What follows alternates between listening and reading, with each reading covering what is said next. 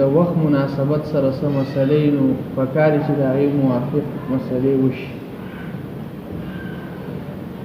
نو اختر ته غالبا نن دا 15 ذوالقعده ده، نو 15 ورځې ده او 10 ورځې هغه، نو زه غالبا 15 ورځې اختر ته پاتې دي.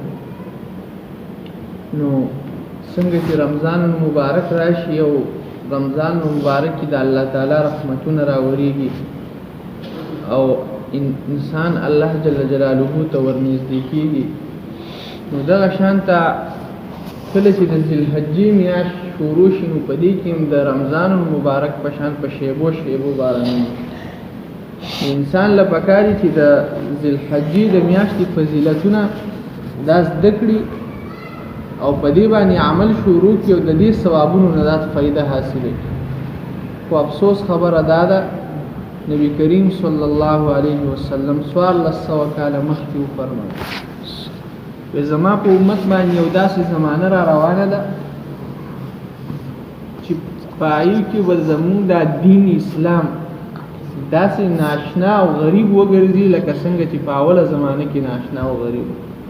یعنی مطلب دا دی چې خلک به د دین نه تښتي. نن سبا انسانان، نوجوانان، بوډاګان، سپینګیري، ښځې، نارینه، زنانه دیو اړو دا ضرورت نه محسوسوي چې زمونږ دین ته هم څه ضرورت شته.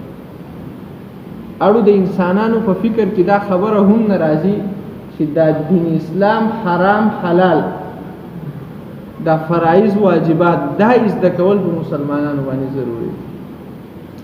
ځکه دغه مسله ده چې بس هر څوک په ګډو وړو سر دي، زوی د پلار نه فرمانه، پلار چې کوم دی د زوی سره په جنګ، ګور د خواښې سره په جنګ.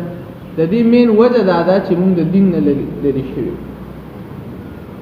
نو زما عزتمندو د ذوالحجې شروع نه ده، شروع کېږي به 15 ورځې پس. خو د هغې فضایل درته یو څو ذکر کړو. دا ډېره فضیلت میاشت ځکه ده چې الله تعالی قرآن کې فرمایي سورة الفجر کې والفجر ولیال عشر. الله تعالی چې کوم دی هغه چې کوم دی د ذوالحجې په دې 10 ورځو باندې الله تعالی قسم، حالانکه الله ته پته ده الله ته د قسم ضرورت نشته، خو چونکې د دنیا ماحول داسې دی، دا قرآن دا د عربو په عرف باندې نازل شوی دی. مونږ چې چاته څه خبره وګورم قسم دی چې دا کار قسم ولې خو چې د دې ذهن ته دا خبره ورکوس شي چې غوړې په دې خبره کې 100% دا څه دی حقیقت دی کې دروغ نشته. نو الله جل جلاله هم چې کوم دی هغه قسم دی په سحر او په 10 شپو باندې، والفجر قسم دی په سحر باندې، ولیال عشر او په 10 شپو باندې. ټول مفسرینو اتفاقی او اجماعي خبره ده چې د 10 شپو نه د ذوالحجې سره شپه چې کوم دی دا مراد ده. نو معلومه شوه چې د الله په قسم خوري، نو معلومه دا شوه چې دا 10 شپې ډېرې د مقام او د اوچتې مرتبې واله څه دي هغه شپې. دې وجې نه نبي کریم صلی الله علیه وسلم د دې فضیلت بیان کړی دی. فرمایي ما من ایام العمل الصالح فيهن احب الى الله من هذه الايام العشره. الله تعالی ته د ذوالحجې په اولو 10 ورځو کې نیک عمل د نورو ورځو په نسبت ډېر زیات محبوب. یو انسان په نورو ورځو کې عمل کوي هغه الله ته دومره محبوب نه دی څومره چې د ذوالحجې په میاشت کې ذوالحجې په دې 10 ورځو کې انسان عمل کوي، نو الله تعالی ته هغه څه دی ډېر زیات چې کوم دی هغه محبوب دی. یو صحابي دې تپوس وکړو یا رسول الله ولل جهاد فی سبیل الله، او په دغه ورځو کې جهاد د الله په لار کې کول، په نور ورځو کې جهاد د الله په لار کې کول، آیا هغه د ذوالحجې مقام او مرتبه ته نشي رسیدلی؟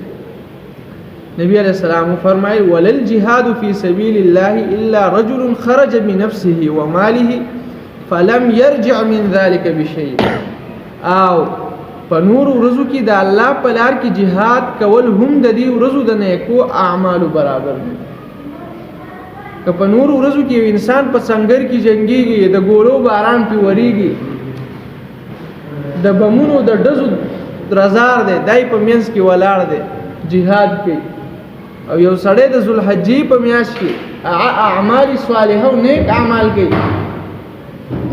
نبی کریم صلی الله علیه وسلم فرمایي چې هغه د جهاد عمل چې د تورو د لاندې د ګورو د شلنګار او د تورو د شلنګار لاندې انسان ولاړ دی، هغه شروع دی د هغې نه د ذوالحجې چې کوم دی د اعمالو ثواب دا زیات. نو دینه معلومه شو چې دا څومره د اوچت مقام والا چې کوم دی. او بیا په دې میاشت کې قرباني کول، نو دینه دا معلومه کړه چې دا به څومره د فضیلت والا خبره. وجه څه ده؟ په دې اوله عشره کې نیک اعمال ته ذکر ډېر الله تعالی ته نیک اعمال ذکر ډېر محبوب دي چې دا د حج ورځې دي. په دې ورځو کې حاجیان حج کوي، د بیت الله شریف زیارت کوي. نو دا قاعده ده چې کله وخت افضل وي نو بیا په دې کې نیک اعمال هم څه دي افضل دي، چې کله وخت افضل وي نو بیا په کې نیک اعمال هم څه دي افضل دي.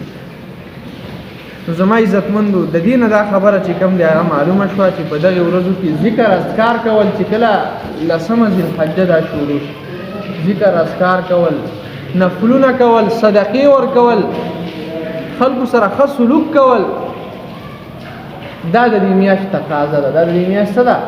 تقاضا ده چې انسان باید دا خپل ضروري څیز وګڼي. ځکه چې انسان دنیا ته راغلی دا دی، مثلا په یو ځای کې وروره پیسې تقسیمیږي او انسان چې لاړ شي ډېرې پیسې ورته میلاویږي، نو دا انسان هغه ځای ته ځان رسوي که نه، د هغې دپاره کوشش کوي که نه. نو دغه شانته نو دا میاشت هم چې را روانه ده، نو په دې کې انسانانو له پکار دي